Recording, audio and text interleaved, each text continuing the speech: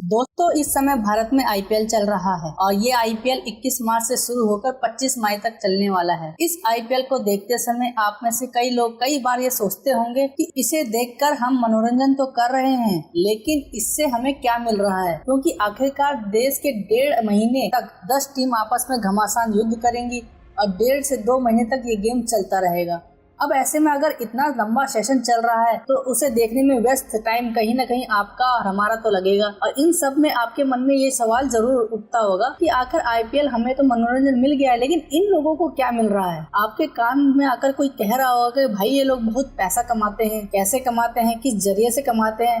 आज हालांकि कोई टीम हार भी रही है या कोई टीम अच्छा परफॉर्म करे, जीत भी रही है, तब भी सभी टीमें बराबर अच्छा खासा अमाउंट कमाती रहती हैं। तो आज के सेशन में हम यही जानेंगे कि आईपीएल टीम कितना कमाती है, बीसीसीआई कितना कमाती है, आखिरकार वो कहां से कमाते हैं। और आज के सेशन में सबसे बड़ी जानकारी जो मिलेगी आपको, वो इस विस्तार से गंभीरता से समझने की कोशिश करेंगे कि आसानी से आपको समझ में आ जाए। दोस्तों, आईपीएल में 10 टीमें हिस्सा ले रही हैं। आईपीएल की शुरुआत 2008 में जब पहली बार हुई थी और ये उस टाइम से अब तक का 18वां सीजन है। इस 18वें सीजन में 10 टीमें 74 मैचों में हिस्सा लेने वाली हैं। 22 मार्च से 25 मई के बीच करीब 2 महीने का समय है। दोस्तों, इंडियन प्रीमियर लीग अपने आप में इतना ब्रांड बन चुका है कि इसका नाम सुनते ही आपके दिमाग में कोई और ख्याल नहीं आता। यानी अगर इस खास नाम की ब्रांड वैल्यू भी निकाली जाए तो दोस्तों इसकी कीमत करीब 12 बिलियन आकी जाती है। अगर आईपीएल की पूरी धूमधाम को ही देखा जाए तो ये कंपनी अपने आप में 12 मिलियन की कंपनी है। ये लगातार बढ़ती ही जा रही है। वैल्यूएशन मापने वाले लोग कहते हैं आईपीएल 1 साल में 2 महीने का काम करती है और इतना वैल्यू क्रिएट करती है कि उसे साल भर कई बड़ी कंपनियां वैल्यू क्रिएट नहीं कर पाती हैं। अब ऐसे में आज हम इस सेशन में ये सब जानेंगे कि इनकी कमाई किस जरिए से होती है और किस तरीके से होती है। हम जानते हैं कि ये लोग किन स्टेक होल्डर से पैसा कमाएंगे।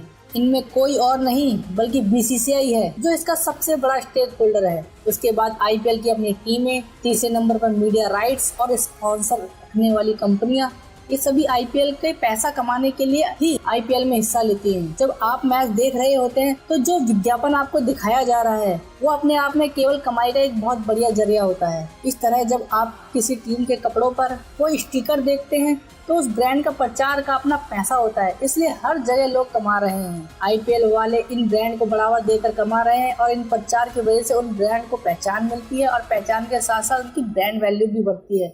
तो कुल मिलाकर आईपीएल से दोनों तरफ का फायदा होता है। अब ये सवाल है आईपीएल पैसे कैसे कमाता है। वैसे तो हमें इस 3 हिस्सों में बांटा है। इससे बड़ा हिस्सा जिसे आप सेंट्रल रेवेन्यू पूल मान सकते हैं, उसमें मीडिया और ब्रॉडकास्टिंग राइट्स और टाइटल स्पॉन्सरशिप शामिल है। बाकी छोटे आय के स्रोत, विज्ञापन, प्रचार, राजस्व और स्थानीय राजस्व शामिल होते हैं, क्योंकि मीडिया और टाइटल स्पॉन्सरशिप उनके लिए राजस्व के लिए बहुत बड़े स्रोत है। सबसे पहले अगर हम मीडिया ब्रॉडकास्टिंग का बात करें तो आज जब टूर्नामेंट देखते हैं तो मैच किस चैनल या किस डिजिटल प्लेटफॉर्म पर दिखाया जा रहा है उसके लिए राइट्स खरीदे जाते हैं। हर चैनल या हर डिजिटल प्लेटफॉर्म या ओटीटी प्लेटफॉर्म उस मैच को नहीं दिखा सकता। केवल वही चैनल या ओटीटी प्लेटफॉर्म उस चैनल मैच को दिखा सकता है जिनके वो राइट्स खरीदते हैं, इसलिए उन्हें विशेष रूप से दिखाने का अधिकार दिया जाता है। तो शुरुआत से लेकर जब आईपीएल 2008 में शुरू हुआ और 2017 तक इसके प्रसारण का अधिकार सोनी के पास रहा है। इसके लिए उन्होंने बीसीसीआई को 8,200 करोड़ का भुगतान किया। सोनी ने अधिकार खरीदे। तो ऐसे में जब विज्ञापन के जरिए टीवी पर दिखाया जा रहा है, उन विज्ञापनों से होने वाली कमाई इन 10 सालों में जितनी भी हुई होगी वो सब सोनी के खाते में गई होगी। आप ये सोच के अंदाजा लगा सकते हो 8,200 करोड़ तो सिर्फ सोनी ने कितना निवेश किया है। तो सोच के देखिए कि सोनी ने 10 सालों में कितनी अच्छी कमाई की होगी। मैं ऐसा क्यों कह रहा हूँ, वो इसलिए कह रहा हूँ क्योंकि 2018 में से अधिकार सोनी के खाते से ट्रांसफर हो गए थे और ये स्टार स्पोर्ट्स ने इसके राइट्स 5 साल के लिए खरीदे थे, जिनकी वैल्यू 16,348 करोड़ चुकाए। आधे समय में इसका दुगना प्राइस हो गया। आप सोच सकते हो जो राइट 10 सालों में सोनी ने आईपीएल वालों को दिए थे, वही राइट्स सिर्फ 5 सालों के लिए स्टार स्पोर्ट्स ने आईपीएल को दिए हैं, और वो भी उसकी दुगनी कीमत पर। फिलहाल 2023 से 27 के बीच मीडिया और ब्रॉडकास्टिंग राइट अब 2 कंपनियों के बीच में बढ़ गए हैं, क्योंकि अब रकम बढ़ती ही जा रही है। अगर भारतीय उपमहाद्वीप की बात करें, जिसमें भारत, पाकिस्तान, बांग्लादेश, श्रीलंका, नेपाल जैसे देश शामिल हैं, इन जगहों पर टीवी पर जो ब्रॉडकास्टिंग हो रही है वो डीजे स्टार के पास, जिसका स्टार स्पोर्ट चैनल पर आईपीएल मैच दिखाया जा रहा है, जिसके लिए 23,575 करोड़ चुकाए गए हैं। यहाँ फिर से 16,000 करोड़ का डबल ऑलमोस्ट हो चुका है। यहाँ फिर से आप पहले वाले राइट्स जो सोनी के पास थे 8,000 10 सालों के लिए, आप सोच सकते हैं कि मात्र 5 साल के लिए फिर 23,000 करोड़ कितना मुनाफा होगा। अब भारतीय उपमहाद्वीप के लिए डिजिटल स्ट्रीमिंग का अधिकार वियाकॉम, ये आईपीएल मैच जियो हॉटस्टार पर दिखाया जा रहा है। वियाकॉम ग्रुप ने हॉटस्टार को मर्ज कर दिया था, इसलिए आजकल आप जियो हॉटस्टार पर आईपीएल मैच देख रहे हैं। अब तो आपके मन में ये सवाल आ रहा होगा कि हम तो मैच फ्री में देख रहे हैं, तो इसमें जियो हॉटस्टार वाले कमा कैसे रहे हैं। दोस्तों, आप एक चीज गौर करते होंगे, जो टीवी स्क्रीन पे, आपके मोबाइल स्क्रीन पे जो मैच चल रहा है उसमें एक व्यूअरशिप आती है कि इतने मिलियंस लोग, इतने व्यूअर्स लाइव आके मैच देख रहे हैं। उस हिसाब से जो ओटीटी पे आपके ऐड आते हैं, उस ऐड की मूल्य तय की जाती है और उस व्यूअरशिप के हिसाब से ऐड वाले आईपीएल वालों को या स्पॉन्सरशिप वालों को पेमेंट करती है। तो आप सोच सकते हो ये कितनी बड़ी रकम हो सकती है। आपको अंदाजा भी नहीं होगा कि 8-8, 10-10 सेकंड के लिए कितना पैसा देना पड़ता है। तो दोस्तों, ये अपने आप को दिखाता है मीडिया और ब्रॉडकास्टिंग उनके लिए रेवेन्यू कितना बड़ा सोर्स है। दूसरा सोर्स है दोस्तों टाइटल स्पॉन्सरशिप, यानी आज जब आप आईपीएल के बारे में सुन रहे हैं तो आप इसे टाटा आईपीएल के नाम से सुन रहे होंगे। ऐसे में आईपीएल का नाम के साथ जो टाइटल स्पॉन्सरशिप आती है वो कौन सी है, उनमें से जैसे कुछ कंपनियों के नाम सुनते हैं तो उनको खरीदने के लिए हर कंपनी अपनी क्षमता के हिसाब से पैसा देता है। उदाहरण के लिए अगर टाइटल स्पॉन्सरशिप की बात करें तो सबसे पहले शुरुआती में स्पॉन्सरशिप डीएलएफ के पास, जिसने 4 साल के लिए 200 करोड़ रुपए दिए थे। अब ये टाटा के पास है, जिसने 10 गुना ज्यादा पैसा दिया है, ऑलमोस्ट 2500 करोड़ रुपए देकर। तो अब इस आईपीएल को हम टाटा आईपीएल के नाम से जानते हैं। इसके लिए 2024 से 2028 तक 4 सीजन के लिए टाटा ने आईपीएल वालों को 2500 करोड़ रुपए दिए हैं। यानी आईपीएल टाटा आईपीएल है और इस आईपीएल के लिए 2500 करोड़ रुपए चुकाए गए हैं।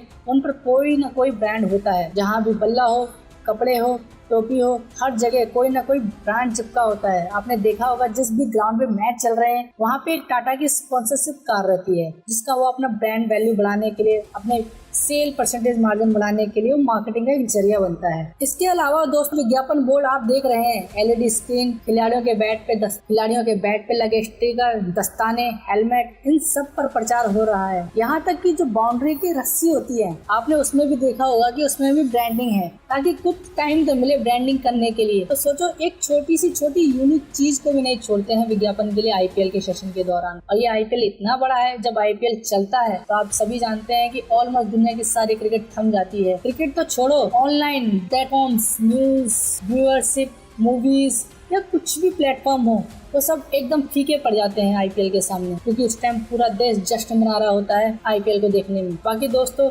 जैसे क्रिकेट में जब आईपीएल मैच होते हैं, जब आप स्टेडियम में देखने जाते हैं, तो वैसे तो उसके आधार पर वो इतने करोड़ का माल बेचते हैं, लेकिन असल में उस ग्राउंड में उनकी कमाई 4 से 55 करोड़ की होती है और उस 45 करोड़ की कमाई में 80% कमाई होम टीम की होती है। जैसे अगर चेन्नई सुपर किंग की बात करें, उसका home ground MS Chidambaram stadium है, जो अगर होम टीम अपने ही ग्राउंड में मैच खिलाती है तो उसका 80% कमाई का जो होता है वो होम टीम वाली रखती है। कुल मिलाकर ये इन लोगों की क्रिकेट टिकट बेचकर की गई कमाई के बराबर है, जो कि बहुत ही मामूली है। आप और हम बस इसे देखकर ये कह सकते हैं कि इसलिए टिकट इतने महंगे बनाए जाते हैं। आप में से बहुत से लोग ये देख रहे होंगे, जब भी घरेलू मैदान में मैच हो रहे होते हैं, जैसे हमारे दिल्ली में मैच होता है, तो उस समय एक कोर्ट सी मर जाती है, टिकट इतना महंगा हो जाता है, वीआईपी बॉक्स, अलग अलग क्राइटेरिया में बैठे हुए लोगों के लिए अलग अलग फी होती है। तो आप ये लोग सोचते होंगे कि वहाँ पे जाके भी इतना पैसा देना पड़ता है और व्यूअरशिप भी इतनी कुछ खास नहीं होती। उससे बढ़िया तो हमें ओटीटी प्लेटफॉर्म में, टीवी चैनलों पे हमें बेहतर और खूबसूरत तरीके से मैच दिखा रहे हैं, जिसके लिए आपको कुछ भी नहीं देना है। तो ऐसा करके उन्हें सिर्फ आपका समय चाहिए। यूँ मानो कि उन्होंने एक हिसाब से 2.5 घंटे 3 घंटे के लिए आपका समय खरीद लिया है, आपकी ईमानदारी खरीद ली है, ताकि आप वो मैच देखेंगे। उस मैच के दौरान जो जो विज्ञापन आपको दिखाए जाएंगे वो निसंदेह पूरा विज्ञापन आप देखेंगे। इसी में आईपीएल वालों की एक मोटी ब्रांडिंग कमाई होती है। तो दोस्तों, अब बात करते हैं कि इतनी बड़ी आय में बीसीसीआई कितना कमाता है। तो भाई, आईपीएल पहले 10 सीजन से बीसीसीआई और आईपीएल टीमों ने 8,200 करोड़ कमाए, यानी हर साल 820 करोड़। शुरुआत में बीसीसीआई ब्रॉडकास्टिंग राइट से होने वाली कमाई का सिर्फ 20% लेता था और 80% टीमों को बांट देता था, लेकिन धीरे धीरे ये राइट्स 50-50% में बढ़ गए क्योंकि प्रसारण से होने वाली कमाई बहुत ज्यादा बढ़ गई। इसलिए आज बीसीसीआई और टीमें दोनों आपस में बराबर बराबर पैसा बांट। 2024 में बीसीसीआई ने प्रसारण के इस केंद्रीय राजस्व में 7,143 करोड़ रुपए कमाए। तो इसका मतलब है बीसीसीआई को 50-50% के हिसाब से 3,571 करोड़ रुपए मिले और बाकी 3,571 रुपए बाकी 10 टीमों की ओनरशिप में बांट दी गई। 2024 में आईपीएल में केंद्रीय राजस्व इतना पैसा इकट्ठा हुआ, इसमें से बीसीसीआई ने अकेले आधा पैसा ले लिया। दोस्तों, आपके मन में जीत की राशि का जरूर ख्याल आता होगा कि जीतने वालों को इतने करोड़ रुपए मिलते हैं, तो आपको हैरान होगा कि जीत की राशि मात्र 20 करोड़ रुपए है। आप सोचते होंगे कि 20 करोड़ रुपए इनामी जीत की राशि, जो फाइनल विनर होगा, आपके मन में ख्याल आता होगा कि इतने महंगे तो एक सिंगल एक खिलाड़ी ही बिक जाता है। जैसे इस सीजन में मात्र ऋषभ पंत ही 27 करोड़ के आसपास बिका है। तो ये सागर में ये तो एक बूंद के समान हुआ। जैसे 2024 में कोलकाता नाइट राइडर्स ने जीता था तो उसे 20 करोड़ रुपए मिले। तो दोस्तों, इस इनामी राशि से कोई लेना देना नहीं है। आप में से बहुत इस बात को देखकर चौंक जाएंगे कि ये टीमें हारती रहती हैं, इनका नाम कहीं भी बिलबोर्ड में नहीं रहता, फिर भी कोई 10वें नंबर पे रहती है, कोई 8वें नंबर पे रहती है, तो इन्हें क्या मिल रहा है? दोस्तों, हारने वाली टीम या हराने वाली टीम भी साल में कम से कम 2 से 300 करोड़ के आसपास कमाती है। और अलग इसका मतलब ये है कि उनके खेलने का पैसा, इसका मतलब ये है कि उनके खेलने का पैसा है। मैच के हार जीत के पैसे से कोई लेना देना नहीं है। इसलिए जीत और हार का कोई फर्क नहीं पड़ता, कौन जीता कौन हारा। हर साल हर टीम में कम से कम 600 से 500 करोड़ रुपए कमाए हैं। इससे आप अंदाजा लगा सकते हैं कि जो रकम दिख रही है वो कुछ भी नहीं है। अब आप पूछेंगे कि सर इतनी कमाई है तो खर्च भी तो होते होंगे, तो ये खर्च किस पे हो रहे हैं? तो दोस्तों, ये खर्च इतने महंगे खिलाड़ी जो खरीदे जाते हैं, भाई हर टीम में 500 से 600 करोड़ कमा रही है तो तकनीकी तौर पर वो खर्च भी करेगी। दोस्तों, 2023 में फ्रेंचाइजी टीम की payment BCCI central revenue pool में से 70% टीम के पास आईपीएल टीमों को दे दिया गया। तो सभी टीमों के खिलाड़ियों की सैलरी देने में करीब 1,000 करोड़ खर्च हो गए। अब इसमें से ऐसे समझें कि 500 करोड़ के हिसाब से 10 टीमें 5,000 करोड़ का कारोबार कर रही है। अगर 1,000 करोड़ बांट भी जाए तो तब भी नेट प्रॉफिट 4,000 करोड़ रुपए दिख रहा है।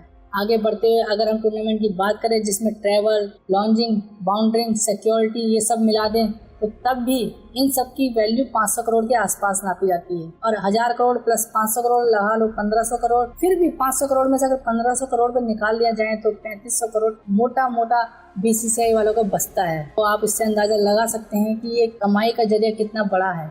इसका मतलब है असली खेल जो मैं दिखाने की कोशिश कर रहा हूँ कि इसमें खर्चे और कमाई बहुत है। दोस्तों, बीसीसीआई ने आईपीएल प्रमोशन और विज्ञापनों में कम से कम 100 करोड़ खर्च किए होंगे। तो एक तरह से ये सारे नंबर 182 खिलाड़ियों की सैलरी पर 640 करोड़ और कोचिंग सपोर्टिंग स्टाफ पर 20 से 30 करोड़, टीम के ट्रैवल और स्टे पर 10 से 20 करोड़ की मार्केटिंग और प्रमोशन से 10 से 20 करोड़ रुपए का आंका जाता है। इसका मतलब यह है इतना खर्चा तो होता ही होगा। ये कुछ आईपीएल टीमें असली खेल खेल रही हैं। आपको और हमें लग रहा है कि मैच की टिकटों से कमाई हो रही है, या फिर ऐसा लग रहा है कि यहाँ खिलाड़ियों की नीलामी हुई है, उनके लिए खर्च हो रहे हैं। इन सबके बीच असली पैसा कमाने वाले लोग, जिन्होंने एक ही टीम में 500 से 600 करोड़ रुपए लगाए हैं। मतलब अगर 17 सालों में आईपीएल टीम की कमाई की बात करें, 2008 से लेकर अब तक आईपीएल से 645 करोड़ रुपए हर टीम ऑलमोस्ट कमाती है। मीडिया रिपोर्ट्स की माने तो बीसीसीआई सभी टीमों को मिलाकर 2022 तक 645 करोड़ रुपए कमाए हैं। तो दोस्तों, मतलब ये सारे आंकड़े जो आपको दिख रहे हैं वो मीडिया रिपोर्ट्स के उपलब्ध आंकड़े हैं।